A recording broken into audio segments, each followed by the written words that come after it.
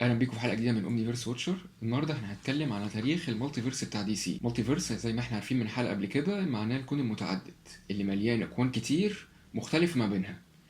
مما لا شك فيه ان الحلقه دي ممكن تكون من اصعب الحلقات اللي احنا عملنا لها اعداد، لان تاريخ ونشاه المالتيفيرس بتاع دي سي مرتبط بنشاه دي سي ذات نفسها. ازاي الموضوع تطور وتغير عبر التاريخ. بس عشان خاطر في ناس كتير سالونا عن الموضوع ده، انا لخصت كوميكس كتير في قصه واحده بحيث ان انا اعرف اشرحها باسلوب سهل وبسيط. في الجولدن ايج دي سي كانت بتجيب الابطال بتوعهم ان كل واحد فيهم منفرد لوحده وعايش لوحده، ملوش دعوه بالباقي. بس الموضوع ده اتغير لما اتعمل جاستس سوسايتي اوف امريكا اللي هي جي اس اي. ساعتها الابطال دول كلهم عرفنا ان هم موجودين على نفس العالم. سنه 53 وندر وومن كانت اول بطل يقابل نظيره من عالم تاني. سمت العالم ده توين وورلد او عالم توأم. في السيلفر ايج باري الان فلاش قابل جي جاريك فلاش في احداث قصه فلاش اوف تو وورلدز، وابتدى يترسخ مفهوم المالتيفيرس اكتر.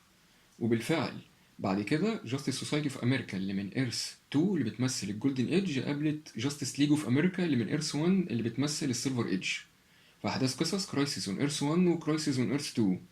مع الوقت المالتيفيرس ابتدى يكبر والاراضي كترت فيه. بعد 50 سنه من نشأة دي سي، الكتاب اللي في دي سي ابتدوا يلاقوا اللي فيه مشاكل كتيره في المالتيفيرس. الاحداث مش مترابطه ومش متناسقه، لغايه لما في كاتب قرر ان هو يدمر المالتيفيرس.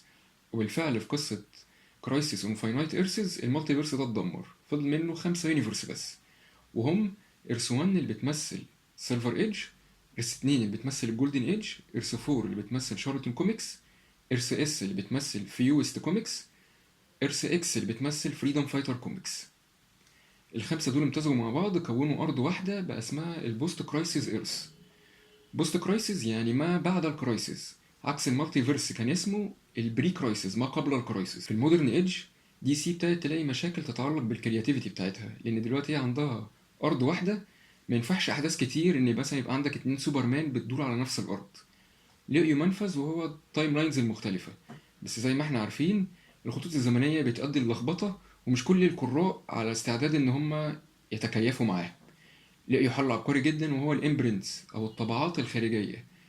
يعملوا سلسلة أعداد ملهاش علاقة بالكون بتاع دي سي، يعرفوا يألفوا فيها ويكون المخرج بتاعهم للتأليف والإبداع. نزلوها تحت مسمى إلس وورلد، بعد كده نزلوا فيرتيجو، بعد كده نزلوا مايل ستون، وبعد كده نزلوا وايلد ستورم.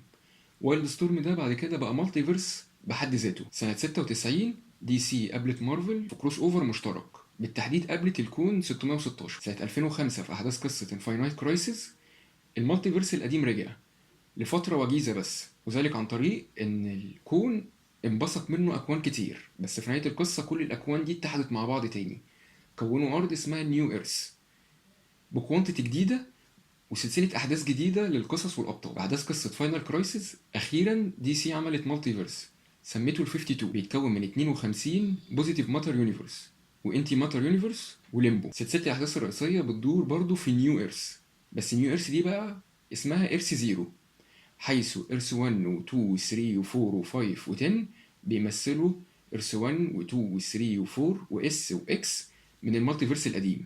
بتمثلهم بس مش هم بالظبط. إرث 13 و 50 بيمثلوا فيرتيجو ووايلد ستور، وإرث 16 اللي هي 16 هي مكان قصة سوبر سانز والانيميشن بتاع يانج جاستس. في قصة فلاش بوينت لما باري ألان زي ما احنا عارفين حاول ينقذ أمه عن طريق إن هو يرجع للماضي، كون عالم سوداوي جدا، حاول يتدارك الخطأ ده إن هو يرجع في الماضي ويمنع نفسه ان هو ينقذ امه. ده ادى ان في 3 يونيفرس يمتزجوا مع بعض، وهما النيو ايرث والوايلد ستورم وفيرتيجو. وباقي المالتيفيرس اتأثر برضه، بقى اسم النيو مالتيفيرس ده بقى اسمه النيو 52. الاحداث الرئيسيه دلوقتي بتدور في حاجه اسمها البرايم ايرث.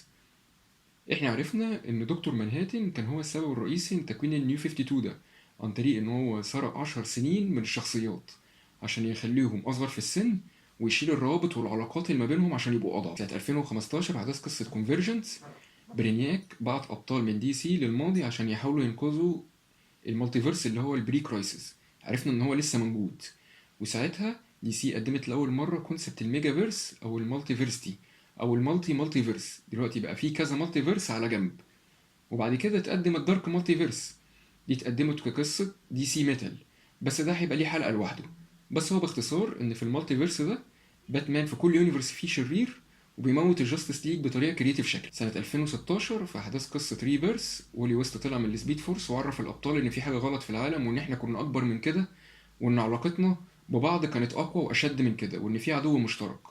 بالفعل العدو المشترك ده بعد كده قابلوه في قصه دونز داي كلوك اللي لسه شغاله لغايه دلوقتي. عرفنا برضو في ريبيرث ان في 2 سوبرمان، واحد بري فلاش بوينت وواحد بتاع النيو 52، بس في الاخر الاتنين دول امتزجوا ببعض. انا عارف الموضوع صعب ومكلكع واتنين سوبرمان وبتاع، بس انا حاولت الى حد ما ان انا الخص كل الاحداث ان انا اعرضها باسلوب سهل وبسيط كعناوين اللي عايز يقراها بشكل مكثف. احنا في الحلقه دي عرفنا الجولدن ايدج والسيلفر ايدج، المودرن ايدج، عرفنا ان كان في مالتي فيرس بعد كده بارض واحده، عرفنا انفاينايت كرايسيس، عرفنا الفاينل كرايسيس، وعرفنا قبلهم الكرايسيس وانفاينايت ايرسز، نيو 52، ال 52 ريفيرس كونفرجنس، ودومز داي كلوك اللي دلوقتي دي سي شغاله فيها. في حلقه جايه بعد كده هنتكلم عن الخريطه بتاعه دي سي، هنجيبها قدامنا ونشرح حاجه حاجه فيها بالتفصيل. لغايه الحلقه الجايه ما تنساش تعمل لايك وشير وتناقش معايا في الكومنتس، قول لي انت عايزنا نتناقش فيها الحلقات الجايه، ولو انت مش عامل سبسكرايب اعمل.